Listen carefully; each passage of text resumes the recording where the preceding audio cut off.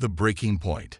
High Arbiter Zix's hull of the Galactic Concilium swept his 6 crystalline appendages in an elaborate gesture of dismissal. The holographic displays floating around his suspended days showed the approaching human diplomatic vessel, an ungainly, box-like construct that offended his species' aesthetic sensibilities. "Observe," he announced to the gathered representatives of the 37 most advanced spacefaring civilizations. The humans arrive in what appears to be a modified cargo hauler. Even after 2 centuries of interstellar travel, they still fail to grasp the importance of proper diplomatic presentation. Soft, multilingual murmurs of agreement rippled through the Grand Concilium chamber. The Araxian ambassador, a being composed primarily of oscillating sound waves, vibrated with barely contained amusement. The Voth delegation's scales shimmered in patterns that translated roughly to primitive simians. Only Ambassador Kateri of the Eleran Republic remained silent, her 6 eyes blinking in their characteristic sequential pattern that indicated deep thought. The human vessel docked with uncharacteristic precision, its maneuvers smoother than the Concilium's predictive algorithms had anticipated. The chamber's massive doors, carved from the psychically resonant wood of extinct Jiraki trees, swung open. 5 humans entered without ceremony. They wore simple, functional attire rather than the elaborate ceremonial garb favored by most species. Their leader, a woman with dark skin and close-cropped silver hair, strode forward confidently. Ambassador Amara Chen of Earth, she announced herself, foregoing the traditional 17-minute recitation of titles and lineages. "My team: Dr. Rafael Santos, Cynobiology; Commander Darius Blake, Security; Director Sofia Novak, Trade Relations; and Special Envoy Kenji Tanaka, Cultural Exchange." High Arbiter Zixthal's crystalline body emitted a frequency that registered as irritation. "You have violated 7 distinct protocols in your introduction alone, Ambassador Chen. The Concilium operates on traditions established over 12,000 years." Chen smiled, a human expression that many species found unsettling. "With respect, High Arbiter, we reviewed your protocols and found them incompatible with our biological needs. Standing motionless through a 17-minute ceremony would cause significant discomfort for our species. We've submitted alternative procedures that accomplish the same diplomatic goals." "Presumptuous," hissed the Slavic representative, their forked tongue flicking in agitation. "Practical," countered Ambassador Chen. "Now, shall we address the Zeta Reticuli border dispute? I believe that's why we're all here." The chamber erupted into chattering chaos. The humans had bypassed 3 days of scheduled ceremonial posturing to directly address the most contentious item on the agenda. High Arbiter Zixthal was forced to activate the harmony fields, psychic dampeners that enforced calm, for the first time in 7 centuries. The next 3 days proceeded with similar disruptions to established protocols. The humans asked direct questions, proposed solutions based on mathematical models rather than historical precedent, and insisted on coffee breaks every 4 hours. Most shockingly, they openly disagreed with the Medusan hegemony's territorial claims despite the Medusan's 9,000-year history of spatial dominance. The breaking point came during negotiations between the Arxer Collective and the Vendel Republic. Both species claimed exclusive mining rights to a neutron star system rich in exotic matter. The dispute had festered for centuries, occasionally erupting into armed skirmishes. "The Vendel have no historical claim to the Nexus system," growled Supreme Commander Gorvu of the Arxer, his predatory stance making several smaller species unconsciously back away. "Our ancestors harvested dark matter there when the Vendel were still huddling in caves. Yet our mathematical models of stellar drift clearly show the system will enter Vendel space within 300 years, countered Prime Minister Rala, her woolly coat bristling with indignation. "We demand preemptive recognition of our sovereignty." Ambassador Chen had been uncharacteristically quiet during this exchange. Now she cleared her throat. Her team had been working on portable devices, primitive technology that many species found quaint. "If I may," she said, standing and approaching the central projection area. "Dr. Santos has been analyzing the neutron star's decay rate.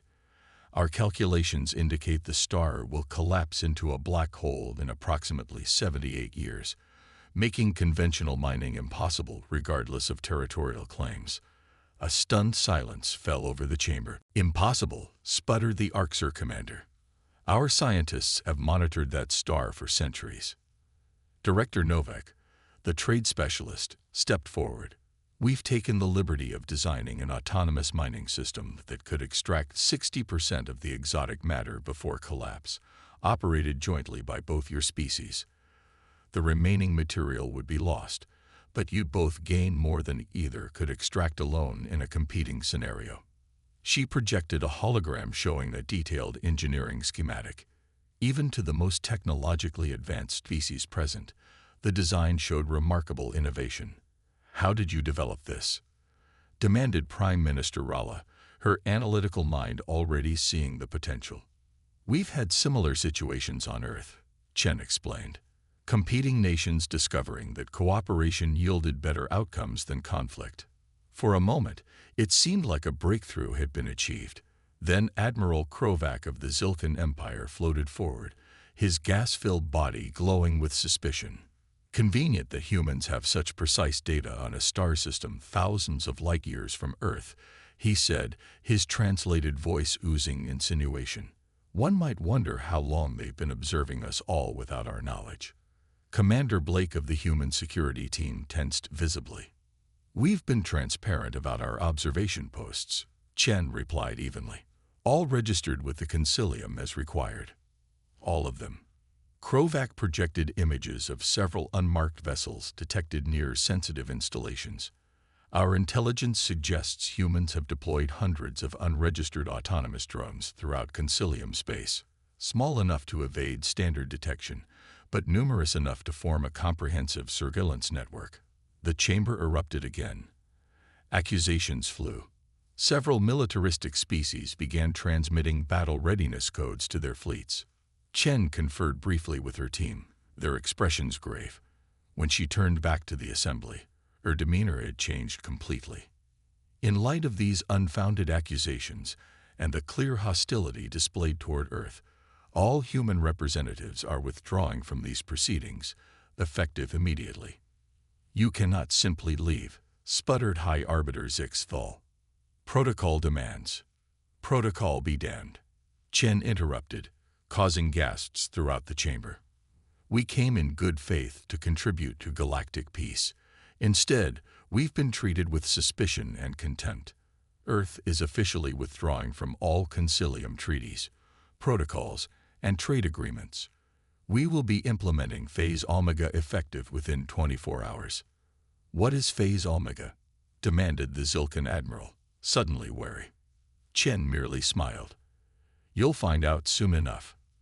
Without further ceremony, the human delegation walked out, leaving the Concilium in disarray. "Good riddance," sneered Supreme Commander Gorvu as the doors closed behind them. "We've managed interstellar politics for millennia without human interference." High Arbiter Zixthal wasn't so certain. Something about Chen's final smile left his crystalline structure vibrating with unease.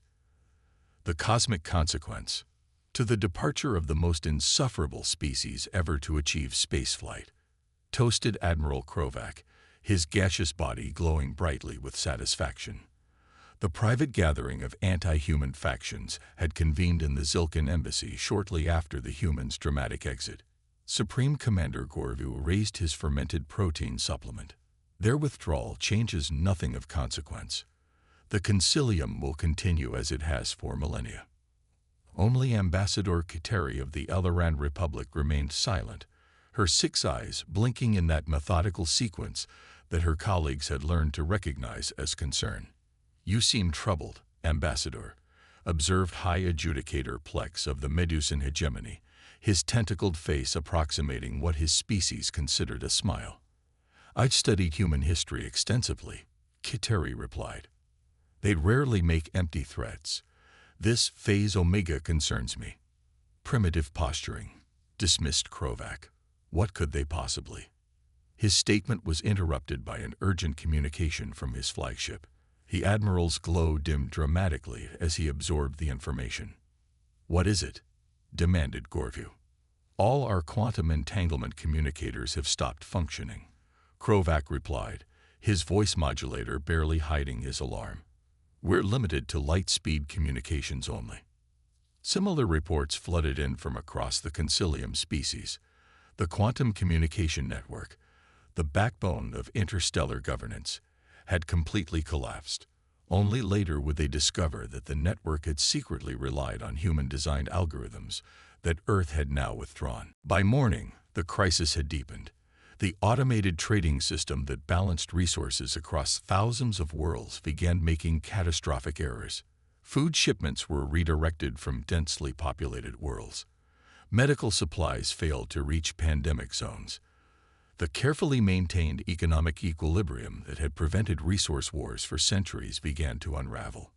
An emergency session of the Concilium was hastily convened. The dignified decorum that had characterized the assembly for millennia was notably absent as representatives shouted over one another. "Order," demanded High Arbiter Zixthal, his crystalline form vibrating with stress frequencies. "We must maintain order." "The humans did this," accused Admiral Krovac. "This is their phase Omega, economic sabotage." "Impossible," countered Kiteri. "They couldn't disable systems they didn't create." A junior aide approached the High Arbiter, delivering a data crystal with obvious trepidation. After absorbing its contents, Zixthal's crystalline structure dimmed perceptibly. "It appears," he announced, "that human technological contributions were more extensive than we acknowledge. Their open-source programming formed the foundation of our quantum communication protocols. Their modular design principles underpin our automated trading systems. They didn't sabotage anything. They simply stopped maintaining code that we borrowed without attribution." The chamber fell silent as the implications sank in. "There's more," continued Zixthal. "Without quantum communications, the peace enforcement fleet cannot coordinate. The Hive Collective is already mobilizing at the borders of Venlil space. The Jakara Dominion has reclaimed 3 systems previously ceded in arbitration. We must reestablish contact with Earth," urged Kiteri, "before this escalates further." "Absolutely not," bellowed Gorview. "We will not grovel to primitives." The debate raged for days while the situation deteriorated. 3 minor species withdrew from the Concilium to seek separate alliances with Earth. Resource shortages triggered riots on 17 worlds. The Peace Enforcement Fleet, operating on outdated protocols without quantum coordination, suffered a devastating friendly fire incident. After a week of mounting catastrophes, even the most anti-human factions were forced to acknowledge reality. A diplomatic mission was dispatched to Earth, led reluctantly by High Arbiter Zixthal himself. They expected to find humans gloating, ready to extract painful concessions. Instead, they found Ambassador Chen waiting calmly in a simple conference room in Geneva. "Welcome to Earth," she greeted them. "We've been expecting you." "The Concilium," began Zixthal stiffly, "recognizes that recent disruptions may have resulted from misunderstandings between our civilizations." "Not misunderstandings," Chen corrected gently. "Deliberate dismissal. You underestimated us because we're young. You borrowed our innovations while mocking our methods. You accused us of espionage when we offered solutions." "Perhaps," conceded Zixthal, his pride clearly suffering. "The Concilium is prepared to offer Earth a privileged advisory position and—" "No," interrupted Chen. "We're not interested in advisory positions or special status. Earth demands full membership with equal standing to any other species." The delegation bristled visibly. "Impossible," hissed Admiral Krovac. "Your species has barely achieved interstellar travel. The qualification period is at minimum 5,000 years. Chen smiled that unsettling human smile again.